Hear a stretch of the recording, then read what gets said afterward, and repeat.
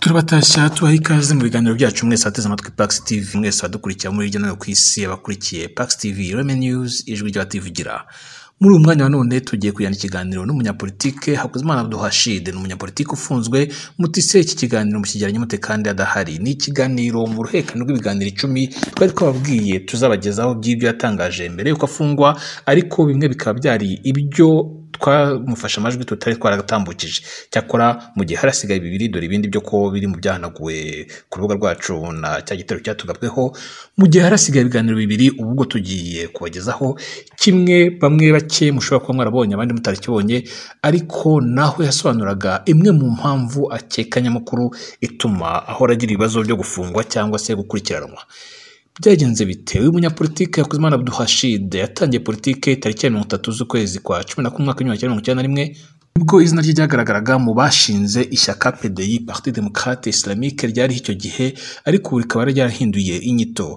Icyo gihe amashyaka amwe n'amwe yari afite ibyo ashingiyeho nk'amadini, dore ko Parti Démocrate Chrétien ubu isigaye yariswe Parti Démocrate Centriste, mu gihe Parti Démocrate Islamique ari ngiyi yashinzwe n'abari barimo Hakuzimana Abdulrashid, iyo yahinduye izina ikaba yarabaye Parti Démocrate Idéal. Ni ibyakozwe n'amashyaka politike kugira ngo ahindure inyito, ariko adahinduye uburyo azwimo. PDC ikomeza kuba PDC, PDI ikomeza kuba PDI, ariko inyito zo n'igisobanuro cyahindutse. Ibi byatewe nuko politike ya leta iriho ubu ngubu mu Rwanda yavuga ko amashyaka ashingiye ku madini cyangwa ibindi bintu byafatwa nk'ivangura atagomba gukomeza kwitwa atyo. Dukomeje kujya Hakuzimana Abdulrashid, ubwo ishyaka ryashingwaga mu mwaka wa 1991 yarashinzwe propaganda na information, nkuko ari buze kubisobanura muri icyo kiganiro. Ikindi aze kutubwira uburyo iryo shyaka ryaje kugenda rihinduka, tubwire bimwe mu by'ingenzi muri politike ye, anatubwire aho yakuye igitekerezo cyo kwandikira Perezida wa Repubulika y'u Rwanda Paul Kagame amusaba kwiyunga, kunga ubumwe, kumvikana, kwirinda igitotsi icyo cyose hagati ye na Perezida Pasiteri Bizimungu yarasimbuye. Ibi uyu munyapolitike akavuga ko bishobora kuba byaramuviriyemo ikibazo gikomeye gituma atarigeze yongera kugirirwa icyizere no kurebwa ijisho ryiza, kuko yabifungiwe imyaka 8, na nyuma yuko avuyemo akomeza guhura n'ibindi bizazane binyuranye ari buze kugarukaho. Ese igitekerezo cyo gusaba Perezida wa Repubulika uriho kwiyunga n'uwamubanjirije, kandi wamubanjirije icyo gihe amwandikiraga akaba yarafunzwe, cyaturutse he? Cyatewe n'iki? Ibi byose rero n'uburyo byamubereye umuzigo n'umutwaro yikoreye n'uwakikoreye arabigarukaho. Abatarabimenye mwumve imvune imvano y'icyo Hakuzimana Abdulrashid yita umuzi w'ibibazo bya politiki afite mu gihugu cy'u Rwanda. Yafungiwe ndetse na nyuma ajya gufungwa yahoraga bikomoza hati mu byo nzazira nzongera nzire rwa rwandiko, nzire n'ibindi bitekerezo byarukurikiye. Ikaze mwese bateze amatwi, mbibutsa ko iki kiganiro twe ntabwo ari twe twagikoze mu majwi, cyafashwe umwaka ushize ariko gifatwa na televiziyo Umusingi TV ku burenganzira bwa nyiri televiziyo Gatera Stanley ndetse na Umusingi TV. Tukaba twemerewe gukoresha amajwi n'amashusho yabo kugira ngo tunabibageze kuri mwebwe mutabashije kubikurikirana. Ikaze.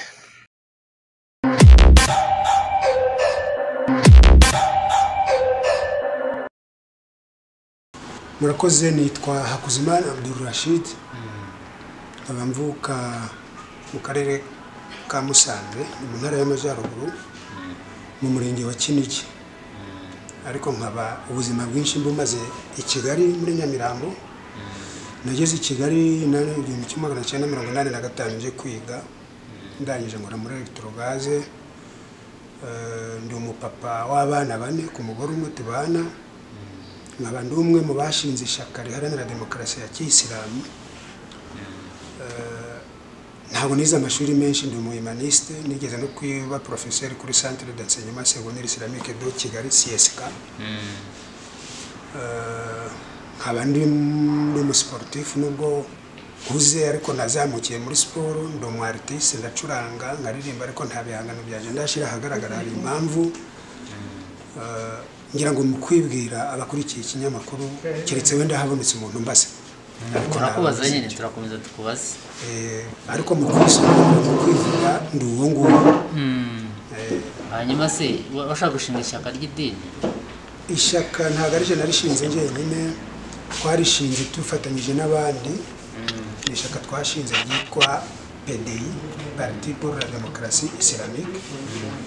Icyo gihe hari inkubiri yo gushinga amashyaka kuva mu 1990 ubwo FPR Inkotanyi zateraga igihugu.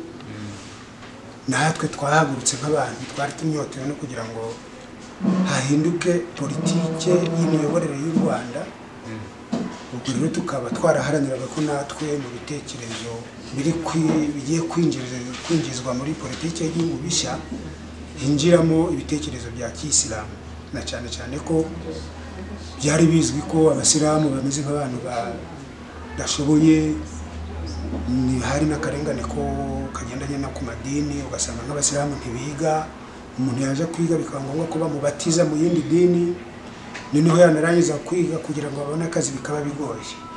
Ni gutyo rero nahagurukanye n'abandi mu ba mbere duharanira kwishaka natwe ribaho. Ninde wazanye igitekerezo bwa mbere? Igitekerezo cyazanywe bwa mbere n'uwitwa Sheikh Kibata Juma. Umusaza yari umushehe nyine abari umumenyi mu idini, niwe baracari haba ku Gisenyi. Kirongera gishigikirwamo n'uwitwa Ndangarira Jabu yitabye Imana, gishigikirwamo n'uwitwa Idi, ntabwo nibuka neza irindi zina ariko mashobora kuba ari Sindayigaya. Nanje nzaho kuko wewe wari ushinzwe iki se muri iryo shyaka? Abantu baje gushinga iryo shaka bashakaga abantu baturuka hirya no hino mu gihugu kugira ngo tugire imbaraga. Muri iryo shaka rero jewe nari muri komisiyo, tumaze kwemera ko rijaho twigabyemo amakomisiyo, ngiye nshirwa muri komisiyo ya propagande na information, no kuvuga gushaka se kunyanyagiza ibitekerezo mu bantu no gutanga amakuru. Nari muri iyo komisiyo rero ku rwego rw'igihugu tuja gusinya imbere ya noteri Kabarisa Parate, nanje nasinye ndi muri iyo komisiyo. Hanyuma iryo shaka ryarigamije iki? Ishaka twari tugamije ko natwe demokarasi ya Kiyisilamu uko turishinga uko byari bimeze, twari tugamije ko demokarasi ya Kiyisilamu nimvuga Kiyisilamu ariko umuntu yumve abantu baratwanduje. Iyo umuntu agaragaje nk'umusilamu abantu bahita bumva terrorisme, ariko demokarasi ya Kiyisilamu ubundi ni ya demokarasi uri buhure n'agashishi niba wakabonye ntiwakandagire. Ni ya demokarasi ugenda utera intambwe usingiza Imana kugira ngo niba hari n'icyo uhutaza Imana ikubabarire. Ni ya demokarasi aho umuntu utamunigana ijambo ukamureka akavuga, ukamwumva nawe akakumva, mugashaka ikibava mu kizima. Ni demokarasi utazemera ko umuntu yicwa n'inzara ngo inzara imuteshe umutwe kandi wowe ufite ibiryo, kuko urabizi mu Kiyisilamu tugira ukwezi ko kwiyiriza. Ni demokarasi mbese uko yari turimo kandi nanje ubu ngubu ikindimo, aho uri bubone umuntu ari burenganye undi ukabyanga ukavuga utayareka reka. Aho uri bubone umuntu si yakoze ikosa ukavuga uti kumuhana nawe utazi ukarenzamo ikosa orosha. Mbese ni demokarasi ije hagati y'abafitanye ikibazo kugira ngo kirangire. Ni demokarasi ije iri bwuba. Hanyuma icyo gihe mwashaka guhuza gukemura iki cyari gihari icyo gihe? Mu Rwanda rwacu abantu bari barahejejwe hanze bavuga ko nta magambo azwi, ntabwo ari itiku, havuga ko igihugu ni gitoya, amazi yuzuye ushutse handi yameneka, ariko twebwe tukabona ko atari byo kubera ko yari urwitwazo rwo kugira ngo abantu bakomeze bagume iyo ngiyo, tukumva ko ibyo bintu bidakwiye. Twabitanzemo ibiganiro bica ku maradiyo, kugiye twaharwagamo umwanya nk'umuntu wari muri komisiyo ya propagande na information, naje nagiragamo uruhare.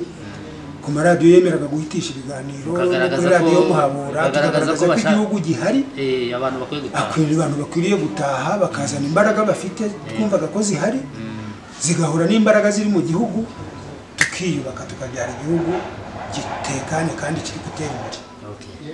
Ubwo none ishyaka muraryandikishije birabaye? Ishaka twararyandikishije birabanza birananga biratugora, ariko noteri wariho Kabarisa Parate aratubwira ati ibintu bivane mu mushire nibi.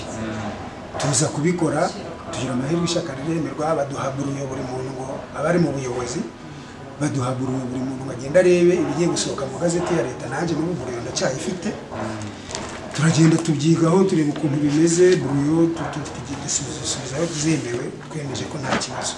Urabona uko byasohokaga bimeze. Ni ku bipapuro bya kera na computer zari zakabayeho, ariko ntayo babiduhaye nyine nka buruyo kugira ngo tugende turebe ibyacu ukuntu bigiye kuzasohoka mu gazeti.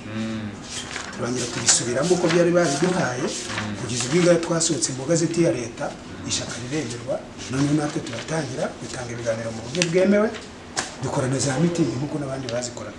none se ishyaka ubundi ishyaka rijyaho naryo rishaka gufata ubutegetsi namwe mwumvaga mushaka kuyobora igihugu ntihazagira umuntu ukubesha ngo ari muri politike yumva ataja mu buyobozi burya uwo yaba ari kukubesha nanjye naba ndi kukubesha nanjye njyamo nari urubyiruko mfite imyaka 22 numvaga urugendo rwanjye ngomba kugarukira muri perezidansi ntihazagira umuntu ukubesha umuntu wagiye gushinga ishyaka wese aba yumva yaba perezida w'igihugu nanjye numvaga naba perezida w'igihugu numvaga naba perezida w'igihugu kandi nkumva ko none se uwari perezida icyo gihe nawe yavutse nk'uko navutse numvaga rero nanjye icyo ngomba byari Imana mwashaka kumukuraho ntabwo byari ukumubyiga ngo tumukureho nabi cyangwa dushwane nawe ariko twumvaga ko tugiye gutanga ibitekerezo byacu tukabiha abanyagihugu babikunda baduhitamo kuko twumvaga ari demokarasi nyine baduhitamo tukagenda tukayobora igihugu akaba amatora nyine ariko yego ishaka ryahitamo ko ari Rashid ugiye kuyobora igihugu abaturage babyemeza akagenda nk'akiyobora ariko kandi wumvaga ubishoboye kukiyobora n'uyu munsi numva nabishobora nise ntabwo burya umuntu uvuka igihe cyose uzavuka ukumva muri wowe ntabwo wifitiye icyizere ku bwonko uzaba umugaye nk'uko n'ubundi umuntu amugara ukuguru cyangwa akamugara umugongo njye numva niyizeye numva n'igihugu naje nakiyobora ariko ukiyoboye ndashima uburyo akiyoboye ntabwo ari ngombwa ngo twese twicare muri iriya ntebe nta nubwo byashoboka ariko ndashima uburyo ukiyoboye akiyoboye nyine umuntu ni umuntu aba akenewe ko yunganirwa nawe perezida wa repubulika Kagame Paul uyoboye u Rwanda uyu munsi abantu bacecetse ntagire guverinoma ntagire abasenateri ntagire abadepite ntagire abanyamakuru ntagire nanjye hano igihugu cyamunanira irifo ko abantu bamufasha bakamuba hafi nyine bakamuha ibitekerezo kuko ntabwo ari Imana ahagize imbaraga nkeya abantu bakaba bari niko gukunda perezida gukorera ko ari ishyaka ryanyu ryitwaga gute Parti pour la Démocratie Islamique ari byo mu magambo make ya PDI tumara kuyishinga twahisemo ko Bumaya Andre yitwa Bumaya Habib Andre wari minisitiri wari utuyobora kuko nibwo yari akiva muri Amerika twagize amashuri yo kwiga amahirwe yo kwiga amashuri menshi nkawe we yaravuye kuminuza muri Amerika turavuga tutisarukire ngiye nari nkina mutoya PDI se uko numva iyoborwa n'undi muntu bo PDI iyoborwa na Musa Fazili Karemana Musa Fazili ni sheikh nawe kuba leta yaramwiyambaje nka bo uburyo byakozwemo nta nubwo ikiri PDI twashinze ya barayihinduye yitwa Parti pour la Démocratie Idéale Jiwenda Fazili niba ashobora kuzabona kino kiganiro ndamubwira ko je ntabyemera kubera ko sinigeze ntumirwa niba harabaye kongere ntabwo nyizi nawe agenda fete muri archive ye sinigeze ntumirwa kandi nari impari nashiditse numva ngo babihinduye izina ariko mu buryo buri administratif nagombaga guhamagara nanjye nko mu bafondateri kandi babaye mu buyobozi bw'ishyaka ngatanga umusanzu wanjye wenda ntabwo wari uhari nari impari ntabwo nigeze nsohoka iki gihugu nari impari ariko hari aho watubwiye ko wigeze gufungwa ibyo byabaye mbere y'uko mfungwa byabaye mbere y'uko ufungwa kuko nafunzwe 2006 urabizi neza ndabizi none ni ukuvuga ngo Fazili ayoboye ishyaka ryanyu Fazili ayoboye ishyaka ryahoze ari ishyaka riharanira demokarasi ya kisilamu no kuba yariyobora ntabwo ari ikibazo ariko jewe nka Rashid nubwo twaba turi miliyoni 12 yarigize ntabwo nemera uburyo byakozwe n'indumwe hashobora kuba hari n'abandi ndavuga ndi hano ariko uburyo byakozwemo bakarihindura ntabwo nabimenye Fazili yabaga mu ishyaka ryanyu ntabwo ndibuka aho twicaraga turi gusangira mu masaro turi kubikora twihishe Fazili ntabwo nigeze mubona n'imbere ya noteri kabari separate niho twasinyeho ntiyigeze ahagaragara no muri manifeste mfite hano nta n'ahantu agaragara kuba rero yararijemo nyuma akaba yanariyobora nabyo biremewe ariko ntabwo ari mu bafondateri base ariko uburyo yajemo buremewe ntabwo nzi uburyo yajemo ariko kuba igihugu kiyobora gifite amategeko akiyobora kandi kigendera ku mategeko ubwo biremewe noneho ubwo iby'ishyaka tube tubivuyeho. yego Tubwira ukuntu wafunzwe, niki cyatumye ufungwa? nakoze cyane uburyo nafunzwemo na n'ubu ntabwo mbyicuza kandi numva bunshimishije. Naharaniye ko igihugu kiba uko kimeze uyu munsi, ndi kuja gushinga ishyaka riharanira demokarasi ya kisilamu. Twari turi kuja muri opposition icyo gihe kuko abantu bose bari mu bwato bwa MRND, ngira ngo murabizi. Ubwato bwa MRND rero twe twabuvuyemo, turavuga uyu muvuduko ufite cyangwa uburyo ntabwo tubwemeye, tuja muri opposition kugira ngo igihugu kiyoborwe mu bundi buryo bunyuranye nuko cyari kiyobowe. Nubwo nabizize muri leta naharaniye kwicara muri hangana gato mbivuge mu uko bindimo kugira ngo uze kubona uko mbaza. Ahangaha turi no kuba wenda twaragiye tuvugana kuri telefone kugeza izi saha hano ndi imbere ya televiziyo, ndaharanira kuvanaho umwaka ukomeza kugora abantu bayobora igihugu cyitwa u Rwanda. Umwaka ni ukuvuga ngo mpanganye n'umwaka wo kuyobora u Rwanda n'aha twicaye, kandi bunamaze kuwujegeza niko navuga. Ariko nureba Rwabugiri bamwiciye mu kigwa cy'ikiyaga Kivu, ari umwami w'u Rwanda, ngira ngo urabizi, abanyamakuru murasoma. Yasimbuwe na Rutarindwa. Rutarindwa ntabwo yari umwana we directeur yabyaye, ni umwana w'umutsindirano kuko yarongoye umugore wari ufite undi mugabo biturutse ku ndagu no ku biru. Arongora umugore wari ufite undi mugabo amumwamwe, uwo mugore azana umwana, abana mu bana yazanye harimo Rutarindwa. Rwabugiri rero yakunze Rutarindwa, asigara azi ko ari uzamusimbura. Rutarindwa yiciwe ku Rucunshu nawe ari umwami. Urukumva bose bari kugwa mu butegetsi. Rutarindwa amaze gupfa yasimbuwe na Musinga. Musinga urabizi ko uranyibutsa hari, ariko abadukoronije baramufashe bamujana Imoba, bamubinyuza Cyangugu, aragenda aje Imoba. N'uyu munsi nawe yapfuye azi ko ari umwami w'u Rwanda. Urukumva nawe bamuvanye mu butegetsi ari umwami w'u Rwanda aje kubizira. Rutarindwa avuye no Musinga avuyeho yasimbuwe na Rudahigwa. Rudahigwa urabizi ko yagiye kureba umupira i Burundi, arawurebana na ba Rezida n'abandi u Rwanda ruri gukina n'u Burundi, aza kuzasubirayo muri hoteli Pagidas y'i Burundi. Buno bashobora kuba barayihinduriye izina, ariko ari muri hoteli Pagidas nibwo yaje kumenyekana ko arwaye. Dr Julien Vinki w'Umubirigi aza kumuha imiti mu Rwanda aho kubiranga, nawe agwa ari muri misiyo y'akazi agwa i Burundi. Ukumva yari ari umwami nawe. Avuyeho amaze gushingurwa imwima hano mu Rwanda, Kigeli Ndahindurwa yarahiye kuyobora u Rwanda umwami nawe. Akiri kuri muri ako kazi nibwo haje kuba ama revolution. Ibyo ngibyo ngira ngo murabizi, aba revolution yo muri 59 ava ku bwami aje muri Kenya, aje Burundi, birangira nawe akiyita umwami. Urabizi ko apfuye ejo bundi nawe avuga ngo ari umwami w'u Rwanda. Urumva nawe ntabwo byamuryoheye, nawe ni nkaho byamuteye umwaka. Birangira rero asimbuwe na Mbonyumutwa. Kugeza ubu navuga ko Mbonyumutwa wenda niwe uretse ko mperutse kumva shehe avuga ngo nawe ngo ni umucurabwenge wa jenoside, ariko kugeza izi saha niwe wapfuye urupfu rusanzwe, atishwe nuko ari perezida. Asimburwa na Kayibanda basihanye ubutegetsi neza. Bamukoreye kudeta. Oya, Kayibanda yasimbura Mbonyumutwa na kudeta yabaye. Habaye amatora. Mbonyumutwa yayoboraga nk'inzibacyuho, ntabwo yari perezida full perezida. Kayibanda rero amusimbura, arategeka. Habyarimana aza kumukubita kudeta, ari ku ntebe ya presidanse, amukubita kudeta, aramufunga mpaka agwa muri gereza. Urukumva ko nawe yazize kuba ari perezida. Bivuyeho Habyarimana nawe ari perezida, ari mu mishyikirano na Arusha, avuye gusinya, aza gutwikirwa mu ndege ari mu kazi. Urukumva ko nawe yazize akazi, ntabwo byamuryoheye kuba, ntabwo yavuyeho neza. Asimburwa na Sindikubwabo Theodore. Sindikubwabo Theodore nawe ari mu kazi, nibwo inkotanyi FPR inkotanyi zamwokeje igitutu, arahunga ageze Nyabibwe h'Intera, akiyita perezida. Ageze Inyabibwe. Intera ni muri Sud Kivu.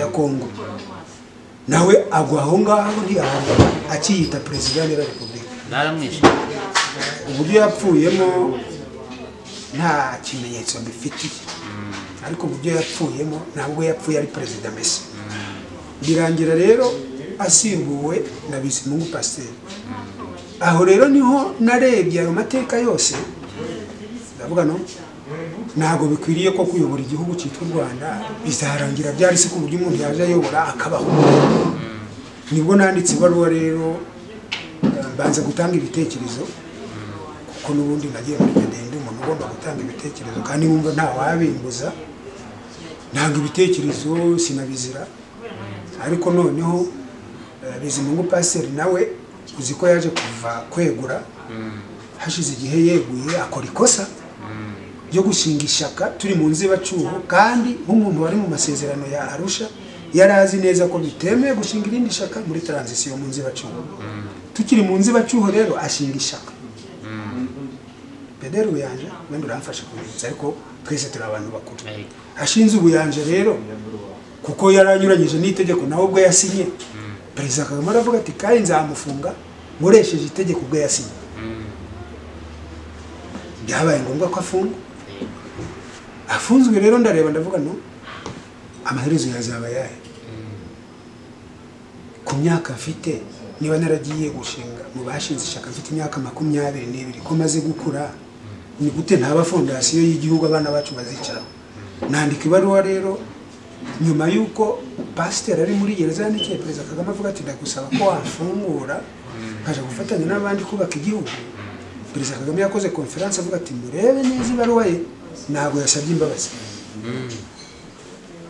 mbona rero ko kigiye kuba ikibazo nibwo njewe nanditse ibaruwa mvuga ko jewe nka Kuzimana Rashid mfashe umwanzuro wo kubunga ibaruwa ndayandika njana muri presidence mu Rugwiro ariko nari nayandikiye komisiyo y'ubumwe n'ubwiyunge icyo gihe yayoborwaga na Fatima Ndangiza nyandikira komisiyo y'uburenganzira bwa muntu sinibwo kuba yiyoboraga nyandikira ko LDGR la Ligue des droits de l'homme dans la région de Grand Lac murayizi yaririho ariko copie pour information Perezida Kagame yari muri presidence Perezida Kagame muri presidence nayijyanyeyo Bizimungu Pasteur kuri gereza nayijyanyeyo nijana niwe mu rugo menyesha n'itangazamakuru ibaruwa muri presidence barayibonye muri 2006 mu kwezi kwa 4 kuri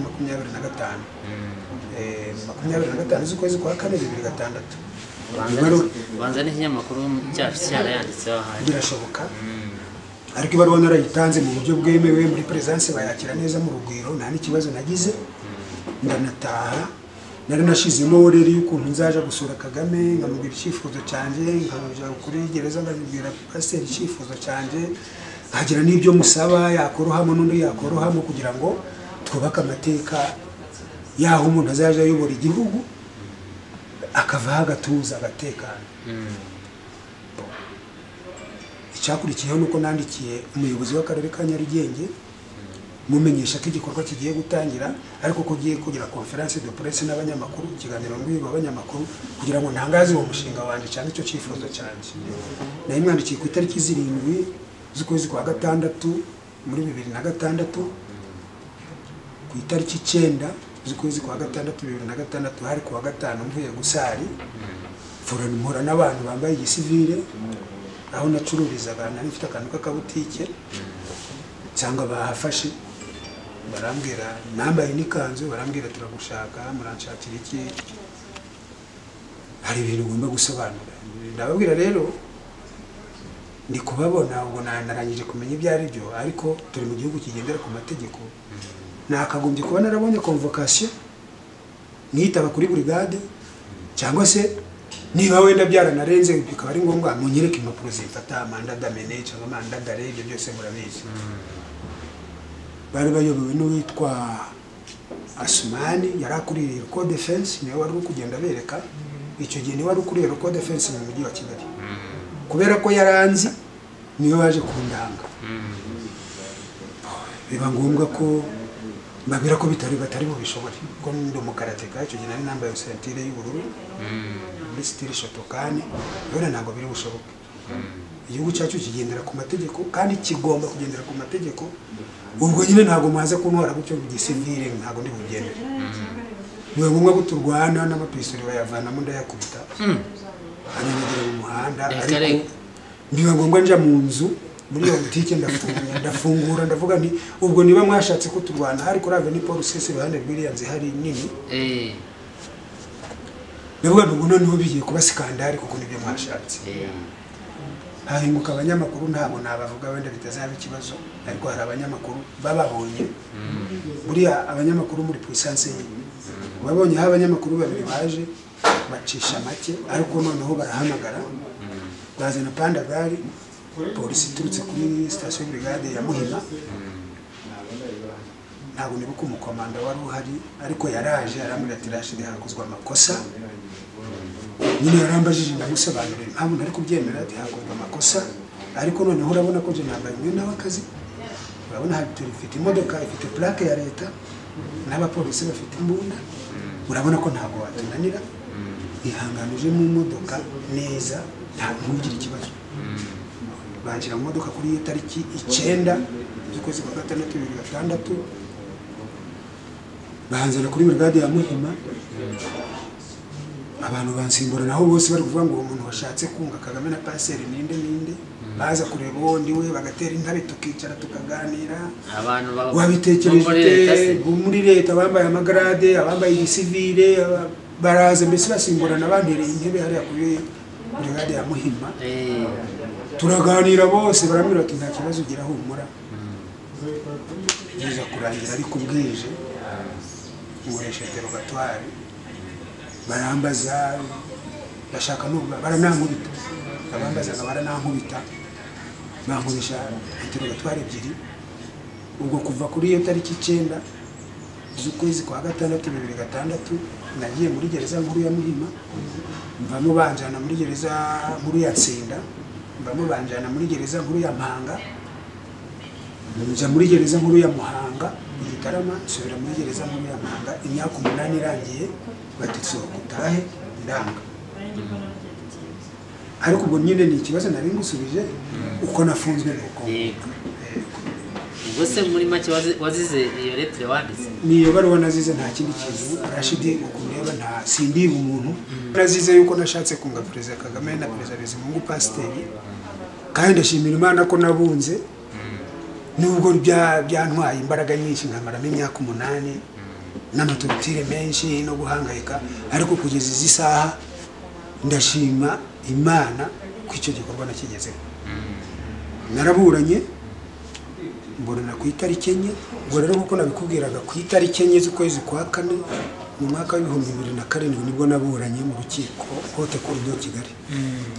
Hanyuma hacamo umunsi umwe ku wa 5 ku itariki 6 Perezida Kagame ategeka ko Bizimungu Pasiteri ava muri gereza.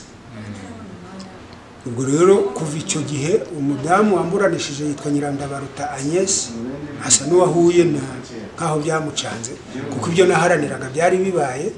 Kuva icyo gihe kugeza uyu munsi nicaye imbere ya televiziyo sindamenyeshwa imikirize y'urubanza. Nandikiye kuri Supreme ikiyoborwa na Canzayire Aloysia, aransubiza amabaruwa ndaza kuyabereka ambwira ati twagiye muri Haute Cour gukurikirana ikibazo cyawe, twasabye umwanditsi w'urukiko kuza kukumenyesha imikirize y'urubanza, ihangana utegereze, nta suite yabaye. Arongera aranyandikira ati turi gukurikirana ikibazo cyawe, tuzakumenyesha mu gihe cyavuga na n'uyu munsi. Bigera ubwo nandikira na Minisitiri w'Ubutabera yari Karugarama Tarsisi, musaba ko ikibazo cyanjye gisobanuka nkamenyeshwa imikirize y'urubanza.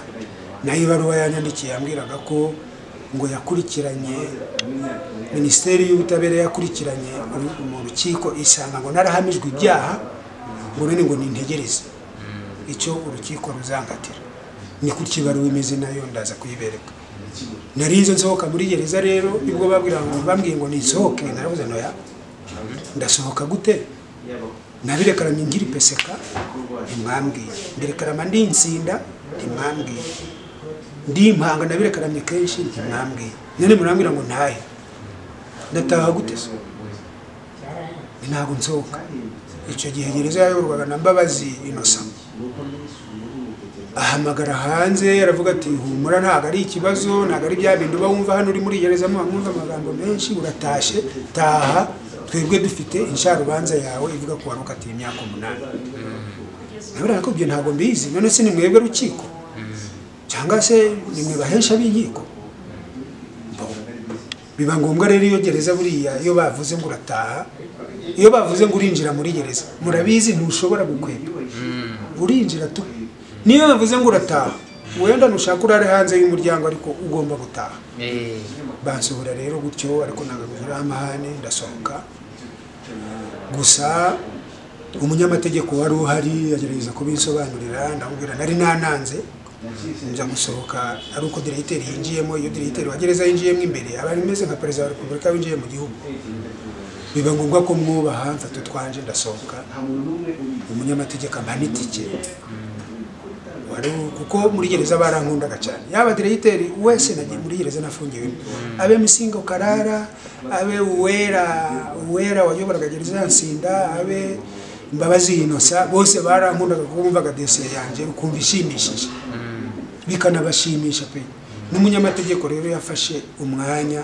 afate aza kuntegera imodoka kubona hari haraje zino company zitwara abantu sinari mbizi nari narasize mu Rwanda hari twatu imodoka duto byaro gukatisha itike agatishiriza itike mfata gitari yanje n'akamatera n'ibitabo nari mfite ntahe Nyamirambo njo nyuma y'imyaka 8 mvuyeyo rero nasanze igihugu cyarateye imbere nishimira ibyiza nabonye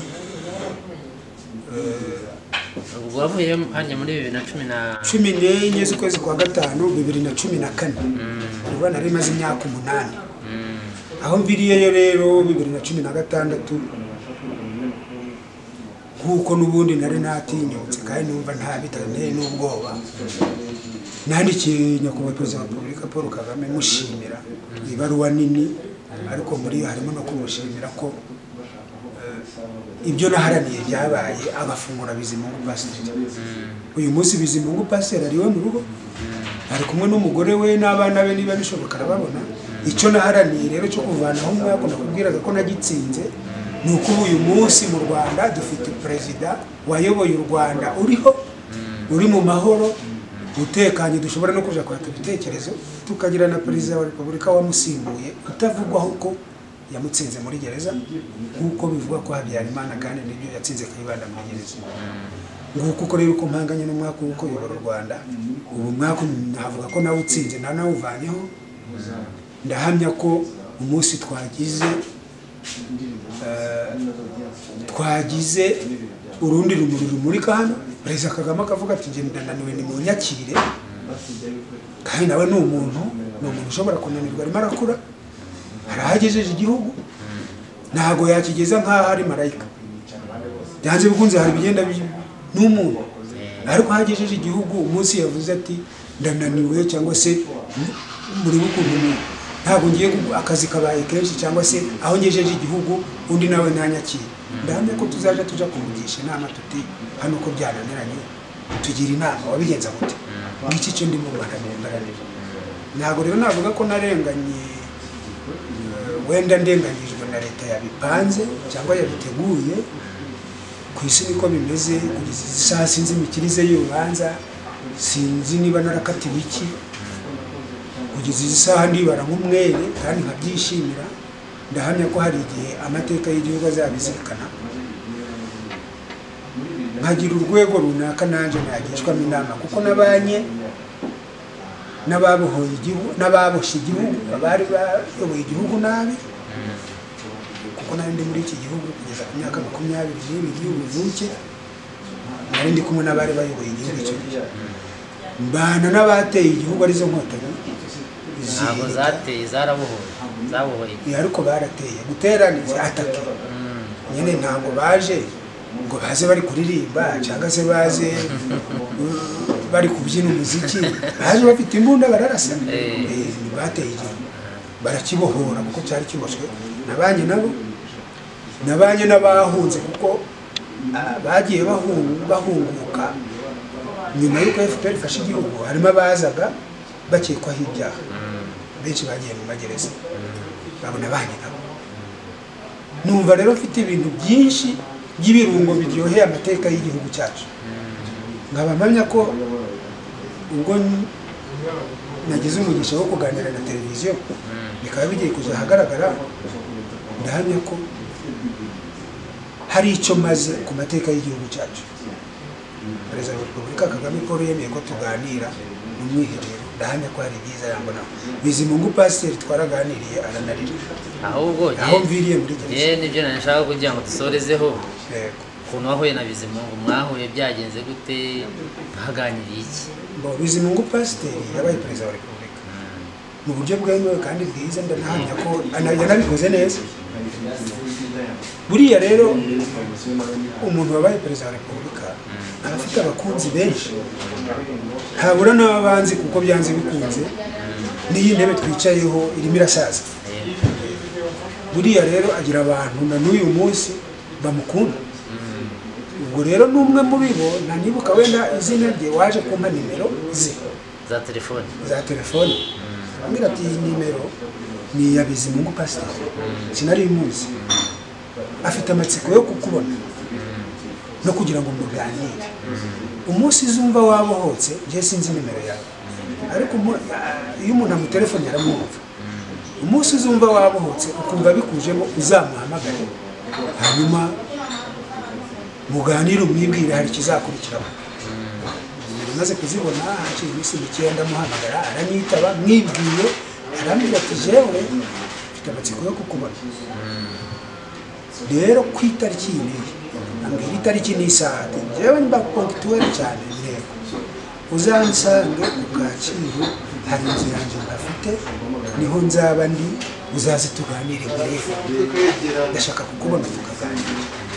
Kandi we kumbaza amagambo menshi, iyo gahunda niyo nguhaye. Niba unyubaha nk'umuntu nka mukuru wawe kandi nk'umuntu wawe perezida, uzabyubahiriza. Sawa sawa. Akora nk'abazungu. Ku munsi yampaye no ku isaha nari mpari, mpageze ni inzu iri hano ku Kacyiru, ndahazi inzu ya Hirindayizi. Yego, mpageze nsanga yanyiteguye, ari n'umudamu we Serafina, tumanuka ahantu aho yari yateguye turi kuganirire, turahoberana. Arambwira ati ni wabuze Imana arashitimije, byakujemo ute kugira ngo wumve ko uharanira ko mva muri gereza? Ndabimusobanurira muri make. Emosiyo zaramufashe n'umudamu we, nabo ubwabo bararira, ariko nanjye ndarira. Yani ntago yarijijwe n'ikibi babaje, ahubwo yarishimye. Aravuga ati kariya akaba ari akazi turi gukora katuvuna, ariko ntabwo tuba tuzi ko hari umuturage ushobora kutuzirikana kugeza ku rwego rwawe. Ati wamazemo imyaka 8 ntera. Arambwira ati ntacyo mfite naguhemba, nta n'icyo mfite nakora, ariko icyo ngusabye, umuntu wakoze biriya bintu uri umuntu ujijutse, uzandika igitabo. Nawe ndatekereza ko ashobora kuzabibona, na nyakubahwa Perezida wa Repubulika Paul Kagame ashobora kuzabibona. Ariko yarambwiye ati uzandika igitabo. Abura ni nyakubahwa rero, igitabo nzacyandika nanjye mu mugambi bindi, ariko nta bushobozi mfite, ndi umukene, kandi kwandika igitabo birahenda, nta computer ngira, n'intu no kuzabisohora muri imprimerie n'ikindi. Ndavuga ibyo nakoze by'amateka y'igihugu cyacu, ubwo bimenye basi birahagije. N'Imana ubwo ntegereje ko izabimemera. Wenda hari igihe kizagera abantu bagucukumbura ibyabaye mu gihugu, bagwe kubyanje, babimenye, noneho wenda bibyaza umusaruro. Ariko njye nakoze birahagije. Arambwira ati ariko ntago je ndi bukwemerera, genda wandike igitabo. Ubundi nuko turi mu gihugu turi muri Afurika, ariko ubundi hano wakagombye kuba umuntu wiyambazwa. Niba hari abantu bafitanye ikibazo bakaba bakwiyambaza kuko habaye umunzi ukomeye, bagaragaje igitekerezo cyo kunga. Ati rero kuba warabizize ukabimaramo igihe kingana gutya, njye nanje ntabwo ndagira ubwisanzure buhagije. Nyine navuye muri gereza kandi ndi wanje mu rugo, Imana ibiguhembera kuko warabihananiye, ntabwo ndagira ubwisanzure buhagije, ariko hari umunsi nzakuzirikana. Gusa nyine yakoze mu mufuka, arambwira ati genda ugurire umugore akantu ko kurya, kandi we kongera kugenda n'amaguru, ndabona waje n'amaguru.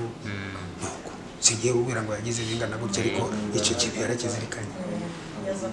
uwo rero twarabonanye yarishimye pe, niwe mu rugo yarahandangiye kuko nari namubwiye ngo ntabwo ndizazindi za kera zidafite icyo zakora uyu munsi, nagerageje kuyishitura biranga. Bo nari namusabye ko ampa na gitari kuko nari nageze iwe mbona afite gitari kandi na original ifite, birangira rero gutyo ndavuga ntabwo yuko tubonanye hazerekana nje kubonana na noneho n'inyenyeri nkuru y'igihugu nyir'ubwite. Nibwo namwandikiye ibaruwa, muri iyo baruwa namusabye ko twabonana, barampamagara muri presidence, ndacyategereje ningira amahirwe. Baraguhamagaye muri presidence, bakubwira ngo iki? barambwira bati baruwa umukuru w'igihugu yayibonye yanayishimiye, noneho yaduhaye umurongo umeze gutya, akantu kamushimishije n'aka kantu kavuga gukemura ikibazo cy'abazunguzayi, ugenda ukabwira umujyi wa Kigali. Kandi baravuga ngo mu gihugu ngo nta bwisanzure, wowe wamwisanzuyeho, niko yatubwiye, wamwisanzuyeho nk'umuturage, wisanzure umenyesha ahantu hose hashoboka, babimenye ko mu gihugu rwose hari ubwisanzure. Narabikoze ndisanzura mu gihugu. Bati kandi yavuze ngo kuri buri ntambwe uzaje utera uje umumenyesha, hano ni iwanyu, ni mu rugo rukuru, uje wisanzura, hano ni iwanyu. Ndabyubahiriza n'uyu munsi niyo nanditse ibaruwa ndamumenyesha. Sindagira amahirwe rero yuko yabona umwanya, ntabwo umwanya ubuze, ariko abahuze muri byinshi wenda byo kugira ngo igihugu gitekane cyangwa gitere imbere, ntabwo nigira amahirwe tukabonana nzahambuka mu bwenge. Reka wenda reka ikiganiro cyambere, reka tuzakora ikindi kiganiro. Ubu hari ibyo wambwiye tutavuzeho bijyanye n'ubuzunguzayi, hari icyo wambwiye cy'umushinga wigeze gutangiza KVSS, yego ntabwo nabyo tubivuzeho, reka tuzabifatire undi munsi. Uyu munsi reka dusoreze hano, tuzashaka undi munsi twongere dupange duhure nabyo tubiganireho, kuko ndumva ufite amakuru menshi cyane kandi ni meza. Imana ishimwe ko ari meza, muri jewe muri roho yaje nta kibi na kimwe kindimo. Niyo myaka 8 namaze aho ngaho nta burakari mfite, hari n'abapfuye, hari n'abamugaye, ni amateka y'igihugu cyacu. Nje ndi ku ntambara yuko amateka y'igihugu cyacu yaryohera twe turiho, akazaryohera n'abadukomoka. Aha niho dusoreje, mwabyumviye iki kiganiro kirekire by'umunyapolitiki Hakuzimana Abdulrashid. Dushoje dushimira nanone Umusingi TV, dushimira ndetse na Gatera Stanley nyirawo kananye igitangazamakuru umusingi.org, tubashimira ko baduha uburenganzira bwo gukoresha amajwi n'amashusho yabo, bitumye tubageza iki kiganiro muri 2022 kandi cyarakozwe muri 2021. Mugire ibihe byiza nawe Hakuzimana Abdulrashid, aho uri Imana iguha amahoro n'imigisha. Iyi ni Pax TV Ireme News.